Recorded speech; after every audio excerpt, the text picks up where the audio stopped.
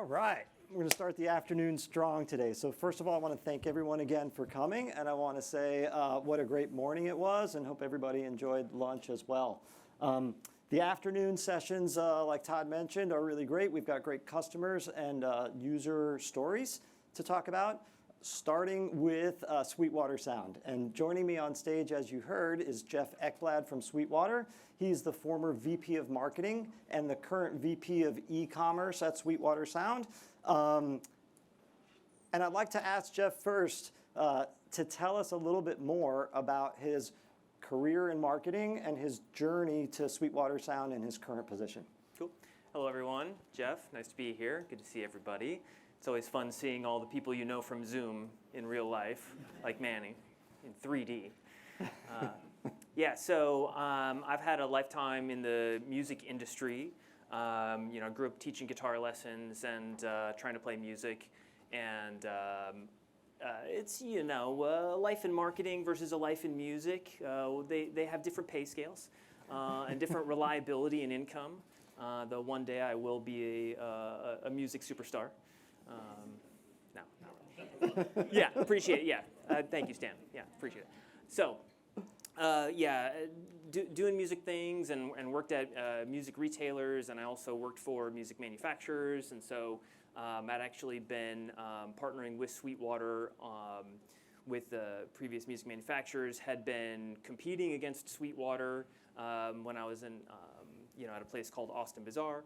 And then I also did some digital marketing things, and so combining both the digital marketing stuff and the music stuff, Sweetwater has really just been a great place to live that out, really a dream. And then from my perspective, growing up, getting the Pro Gear catalogs and just really knowing about Sweetwater, they're really well respected inside of the industry, been around for a very long time. So it's really an honor to be there and to continue that. Super. We understand that Sweetwater Sound is a little bit different than the traditional musical instrument channel. Many of us, have experiences with Guitar Center, Music and Arts, essentially your neighborhood music store. Sweetwater Sound takes a different approach. Yes. And so if you're not familiar with Sweetwater or musical instruments in general, we sell guitars. First thing I did when I walked in this room was look at all the speakers, look at all the soundboards, all the lights. So those are the types of things that we get excited about. And then we have a unique business model in that we have what we call a sales engineer, and kind of think of that as like an account executive. Right? So if you call in and you say, I want to buy a guitar, well, somebody talks to you and says, what are you trying to accomplish? And what type of music do you like? And, what are your influences? Where do you want to go? And just kind of walks you through all that. So it's kind of a personal shopper type thing. But Sweetwater has been, primarily focused on what we would refer to as a high LTV customer. And so professional sound engineers, folks like that who are living their life in music. So even though it is B2C and it's all B2C plays, it feels a lot like B2B and kind of mixes and matches the two. And so that's really where having a knowledgeable person where you can call and say, hey, I want to be able to add, more wireless mics to my setup. What do I need to think about? What's the FCC doing in terms of the microphone ranges and what you can use and what you can't use in different states? And I got to go on a tour, so all that. We have hundreds of people who can answer that question, and we've had that for a long time. And so we've scaled up now to 600 Sweetwater sales engineers. And so, when you say one-to-one and one-to-one personalization, recommendations, and all that sort of thing, Sweetwater has been doing that kind of the old-fashioned way for quite some time. And obviously that is quite effective. We've been growing very well. The pandemic was also, did anybody start playing musical instruments over the pandemic? A lot of people did. And, so we're now, we did about $1.6 billion in revenue last year. And we've been, consistently growing. And taking that solid base of relationships with customers that sales engineers can create and talk to people and just get them what they need. And then you put a very sophisticated digital marketing practice on top of that is really, really exciting. And we're sort of in this world where how do we blend these two together, right? From the perspective of the customer, and obviously Blue Shift is a way that you could do that. And so being able to say this is this customer is a single person, and how do we treat them like a single person, and make sure we're understanding what their sales engineer is doing and what the digital marketing thing is doing. That's kind of I think the brush that you can paint across like all the projects that we do and all the things that we think about. So yeah. Nice, thank you for that. Now we'll talk a little bit about how do we get where we are today, right? And then also how do we scale, right? Because what you talked about is the old way, and oftentimes it's hard to scale from that environment. So I wanted to ask you, when you started in this journey, I know you had some homegrown systems in place that needed to be replaced or transformed or enhanced.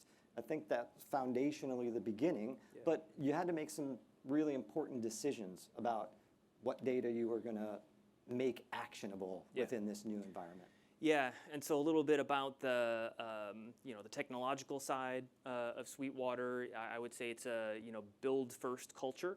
And that's been an exciting thing to be a part of, and Sweetwater loves building stuff.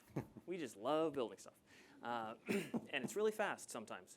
And so taking all of these classic legacy systems that really worked very well and grew the company to $800 million to $1 billion, so it's really quite impressive. And so moving from a world where everything that we wanted to do, we would have to explain to a team of developers, explain to the IT teams, explain to executives, and kind of spec all that stuff out and build it, was sort of the world that we came from. And Blue Shift has really, I think, been positive in, and inside of that overall transformation, in that you get all the data in one place, and I don't know if you guys have heard about that, but it's a good idea to get all the data in one place. But it's really about getting all the right data in one place, because sometimes you don't actually need all the data, and everybody's definition of all is a little bit different. And that's where I think the Blue Shift product does a really great job of just creating some sensible rails around like what actionable data can you give a marketing team to go create value. And that's what we've been able to experience over the past couple of years with Blue Shift. So to go to your question here, we do have a content team that generates content, and we have been using different LLM style things to really power the beginning part of it, right? So it kind of starts with SEO research and understanding what do people search for, why do they search for it, blending that with our own understanding. And then the LLMs can help, churn out briefs and concepts and ideas and all that, but we're still focused on developing the content from our own point of view. And then, we generate all that content, we post it, and then, send it up into Blue Shift, and then, magic. Make $1.6 billion. Right? Yeah, it's just that easy. But that's what happens next, right? Yeah. But it's kind of a joke, but it's not a joke, right? Like those actions are foundational to the revenue that you generate now. And so relying on these operations, right, becomes, you get the spotlight on you a little bit more.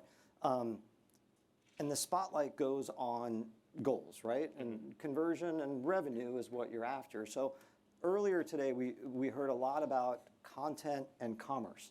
And on the US News side, we heard that we are a content company that now is adding a marketplace so that we can, generate revenue, right, from this audience that we have built and curated.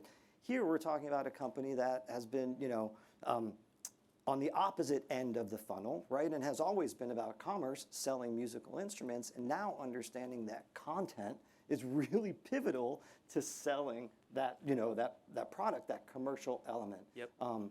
Love to hear your thoughts and some more details about how you solve that. Yeah. inside of the music space, there are these different applications, and just like the MarTech thing goes very, very deep, and we're all quite opinionated about what works and what doesn't. Musicians are even worse, in all the best ways, because it's fun, and it's fun to talk about that, and it's fun to say Stratocasters are better than Les Pauls, and this mic sounds better than that one. And so those opinions end up painting a picture, right? And so that can increase your credibility in the space, or it can decrease your credibility in the space. You wouldn't use a tube screamer to play metal. Am I right, guys? Yeah.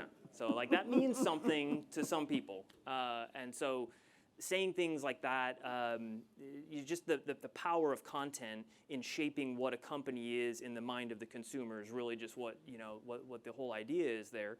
And then you need reasons to interact with a customer, and so you're not going to buy something every single day. So how can we create a meaningful interaction? How can we provide value, right? And that's really the ethos that Chuck, the founder of Sweetwater, really focused on for everything. Is we don't want to win on price, we don't want to discount, we want to provide value.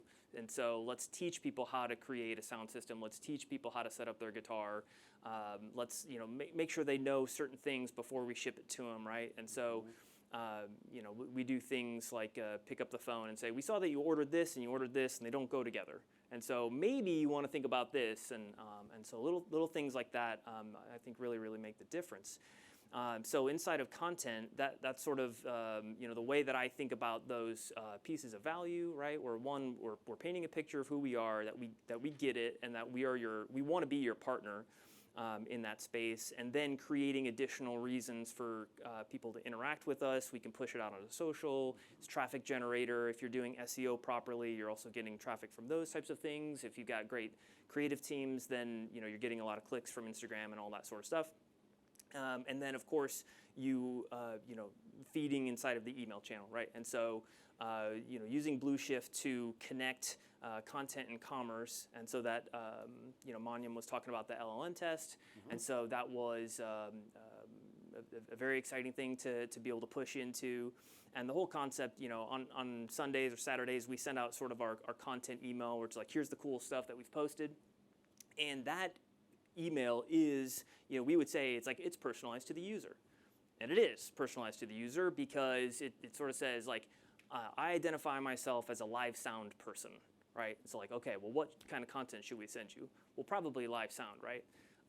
But when you're a live sound engineer, you deal with more than just live sound. Sometimes you're buying the drum set, right? Because if you are managing a space and your space needs a drum set, then you're the one shopping for the drum set. Maybe you need a keyboard amp, right? All these types of things where, well, the data, is it personalized? Yes. And is it appropriate? Yes. But if you're a live sound engineer that's currently shopping for a drum set, right, what content is going to be better? And that's what the LLM test enables us to do very quickly and very easily, is to say, what types of products is this customer browsing right now, and then what content do we have for that? And there are different ways to accomplish that within existing frameworks, but the ease that it allows the team to say, like, well, what if we did this, and then just, like that, it's really, really special. And I think one of the key things we've been thinking about in that is that the recency of what that customer is doing, and when you collect that data and when you activate on it, really matters, right? And so you can say that it's personalized because you know that the person is a live sound engineer, but they might have been a live sound engineer 6 months ago, and right now they're a drummer, even though they're not really a drummer, but like that's what they're thinking about. And creating ways for marketing teams to be fast, right? And to say, to be in that flow of like, I have an idea, I have the data I need, I'm gonna go activate this use case, and then I'm gonna be able to report on it and see if it works or not. I just think that is a magical loop, right? That Blue Shift has enabled. And for us, bringing, the content into your shopping journey, like now we've really accomplished that, right? Because you're looking for a drum set, and we're saying, best ways to buy a drum, best drum sets 2024, or like what's the difference between birch and mahogany, all these types of things that drummers really care about. And it's a really simple, easy way to say, hey, you might not need to buy something right now. Like, we're not asking for the sale right now, but come back to the website and maybe start thinking about it. And to me, everything that's a doorway to the website is like good to go. Right? Amazing. One of the things that's fascinating to me about the Sweetwater business is the breadth of your customer base, the audience, right? And so we're always talking about a segment of one, right? True personalization, but we never really get away from segmentation. Yeah. And so I think about somebody that shops at Sweetwater and might buy a recorder or a ukulele for somebody who might be 6 or 7 years old. And then there's this career professional live sound person. There's got to be a strategy in there for speaking to such there was a like wide... a really big deep breath there for me because that's it's a thing. Historically, the Sweetwater customer has been the people who buy really expensive, complicated stuff. And there's a certain amount of those that exist in the universe, and I don't think we have them all, you know. But and we're close, but we don't quite have them all. And as Sweetwater has continued to grow, now you have smaller players that specialize in a certain thing that are kind of new competitors to that. But another opportunity / problem that reveals itself is the way that you talk to somebody who would buy a live sound mixer is different from how you would talk to somebody buying their very first ukulele. The way that my wife will use the Sweetwater website is very different than how a live sound or a working musician will approach things. And the culture inside of the building is that the sales team is always trying to find those the customers that are going to be there for a really long time. And it's created this business model that has continued to grow and grow and grow. But there's no way around it. Our price point is going to have to grow down, right? In terms of how do we sell an FG700 for a couple $100s and turn that person who's buying their very first acoustic guitar into somebody who's going to have a studio? That's what we need to do. And for somebody like Sweetwater who has been around for many decades, that's what we're trying to do. We're also moving into band and orchestra. We want to rent instruments.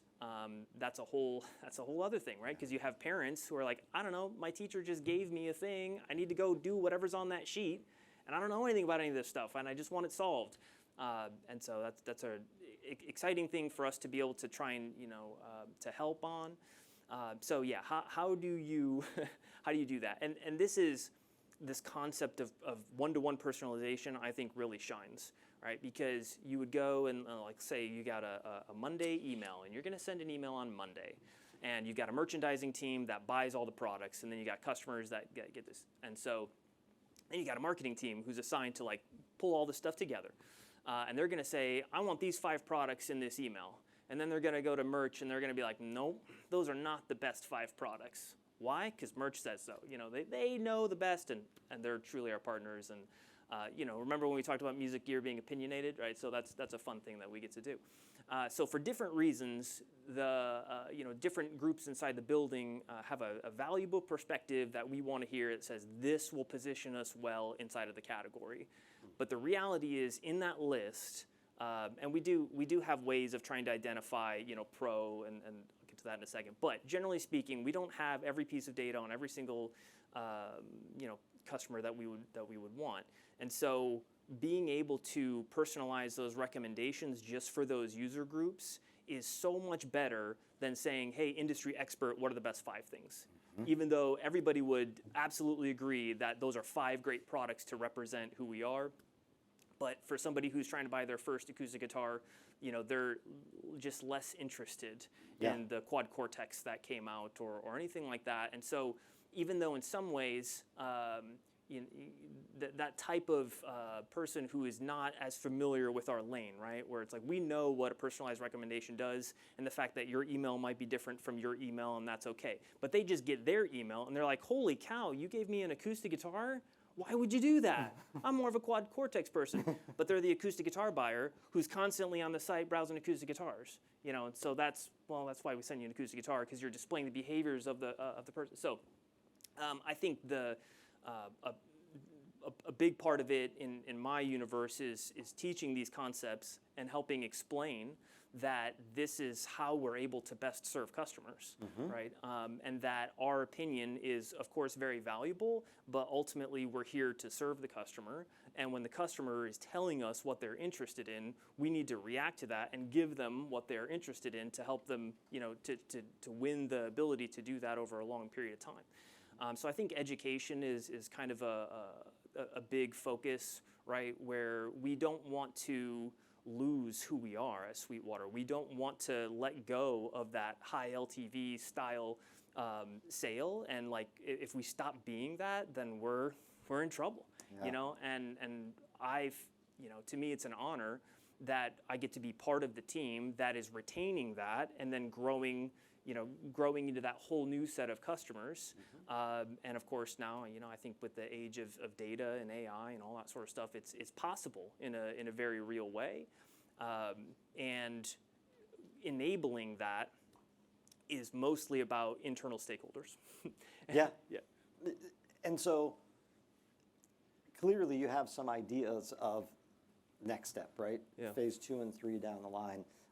As we start to wrap up our talk together, I think it'd be great if you could share with the audience here some of the successes that you've had, right? It's been a couple of years now with Blue Shift. Obviously, the business is doing well. What can you tell us about some of those successes that you've experienced?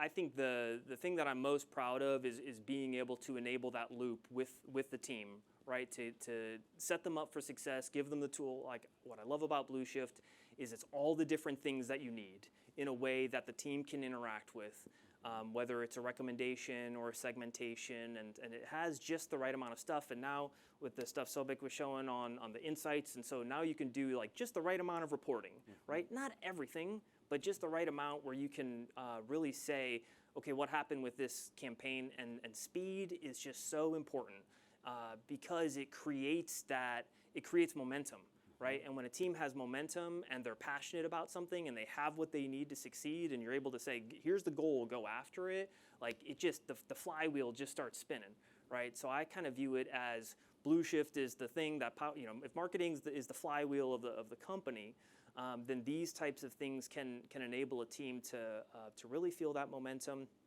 And so that's kind of the big thing, right? But we all have Blue Shift, so what do you do with it? I think abandoned browse was a really positive impactor for us, and so essentially they're on the website and then they leave the website and we say, did you forget something? Here it is, or here, check this out, right? So if you guys don't have that going, I would absolutely recommend that. We also went from an entire team of developers crunching how are we going to take these articles and recommend them to customers. And now we've rebuilt that inside of Blue Shift twice, right? And so if you view the way that we built it with the dev team, that took like a year.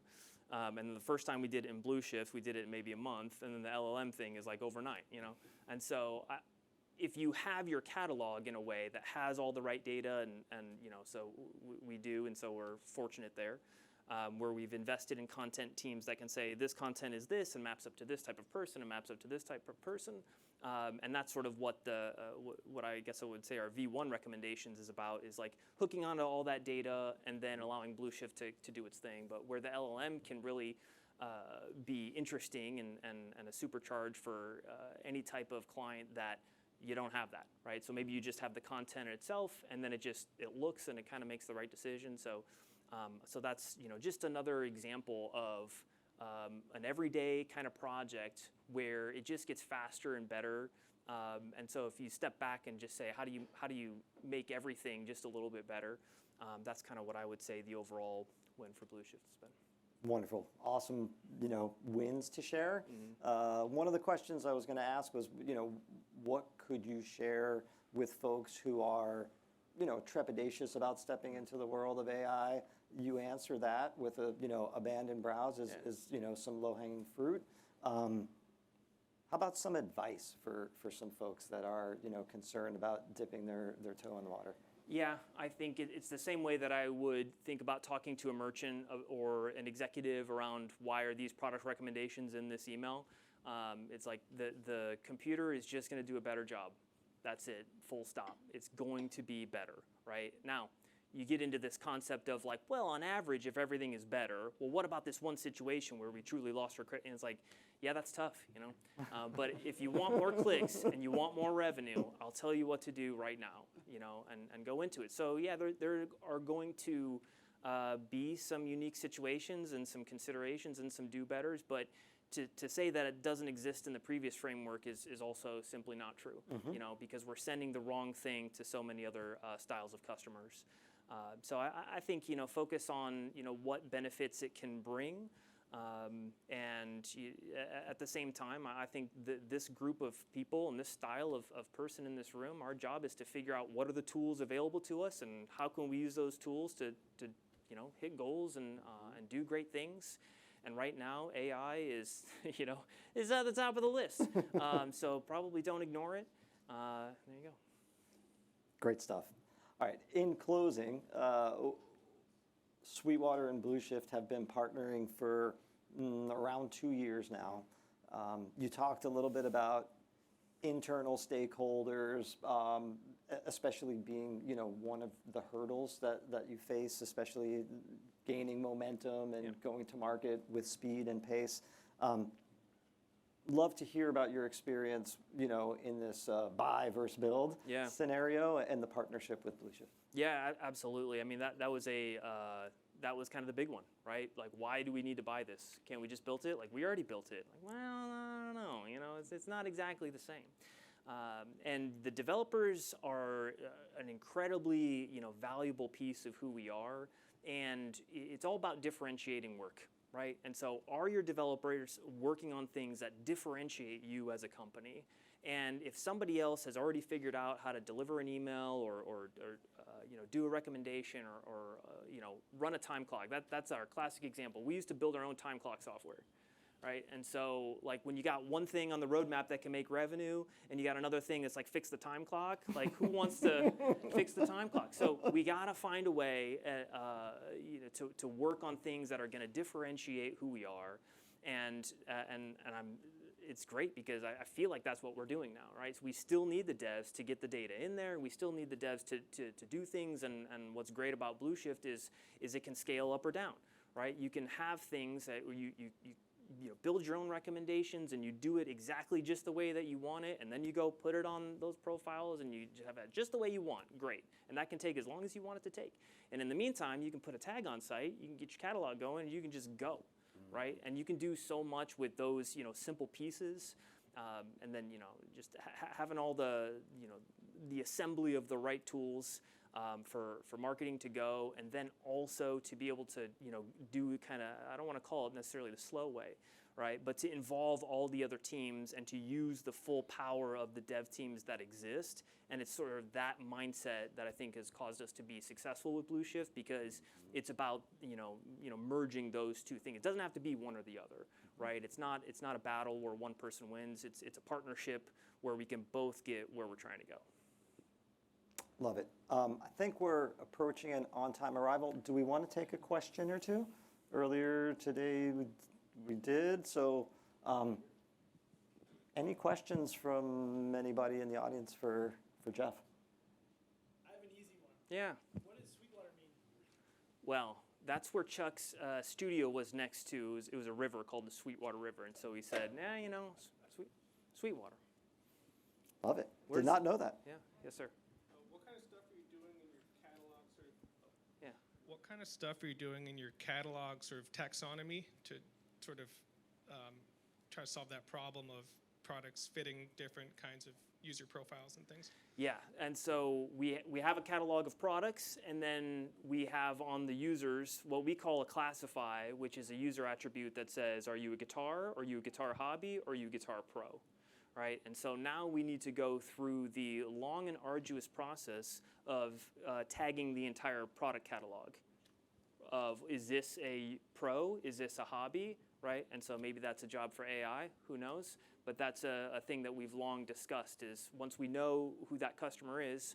And I would also say that the stuff sure, that's important, but what the customer is looking at is probably more important, because what happens as soon as they're browsing a thing that is outside the scope of that, right? So you might as well just use their recent browsing behavior, and that'll be fine anyway. But yeah, and that's how we're thinking about that. Yes, sir. So as you mentioned about the tagging, I'm pretty sure there is a transition of a hobbyist to pro and not vice versa. Hopefully. Yeah. But in other directions. Well, you should hear my playing. So. Yeah. How often you're redoing the catalog tagging process? For the customers, or we have 3 ways that we tag customers. We have self-identified, so you log in and then you say, I think I'm a guitar pro. Congratulations. Now what happens to our recommendations? What does pro even mean to that person? Let's leave that alone for a minute. 1,000 and up. That's what it means. There you go. I like you. Decisive. Then you have sales engineer. What does the sales engineer think this customer is? Well, this person bought an $800 guitar, so I think they're entry level. And then you have predictive classify, which is what our developers have built. So then we have those 3, and then those 3 combine to a numerical score that we go and put on, and that's calculated like once a day or something. Yes, sir. Do you give weightage to these different 3 scores? Because Yes. I am the king Yeah. when I enter, but not really.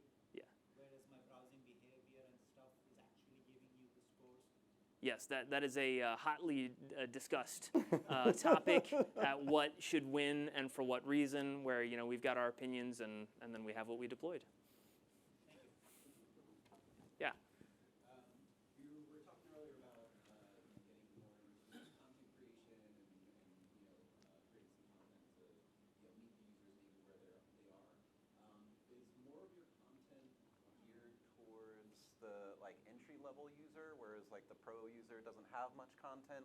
Is there a mix where more content is generated for the new users and maybe less product? Yeah. And it scales differently for the the higher end customers. Great question, and we try and solve that through an SEO framework, right? And so then you say, what are the most popular searched for phrases? And so then when the scale gets big, well, that leans you towards beginner, right? And so for a very complicated topic that's more niche down is going to have less search volume, and that's sort of what we approach as our authority type things, where you're hearing it on the phones, you're talking to customers, and so we have 600 people hearing from customers, and they are vocal with their feedback to us, and we try and turn that into a content roadmap. And so I would say that there is an intentional balance.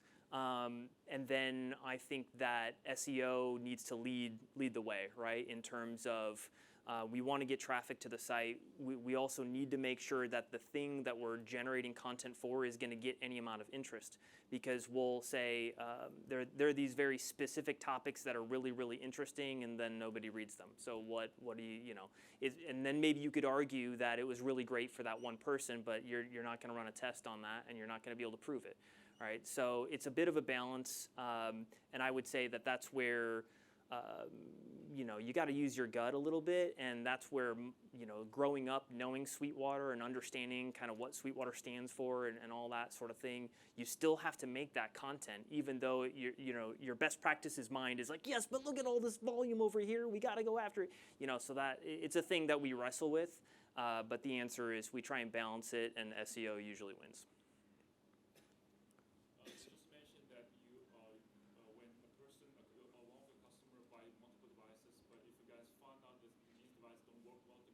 Sales engineer were chiming and help the customer. Is there any algorithm behind the scenes to help detect that, or is it your personal? Yeah, so the question is, because the way that the process works today is we'll review all those invoices, and a sales engineer has to know that those products don't work well together, right? And then when you're rapidly scaling a sales force, well, that's hard to do. And training is hard to keep consistent and all that sort of stuff. So we need exactly what you're describing, is to be able to say, well, which calls would benefit from a sales engineer calling? And because otherwise all we're doing is holding up an order that should have just shipped, right? And so everything kind of has two sides of the coin, and that is something we're talking about right now, is developing a model that says what needs a call before the order goes out. fascinating, and has to be the last question, otherwise I'm going to get in trouble, but we can take the conversation outside.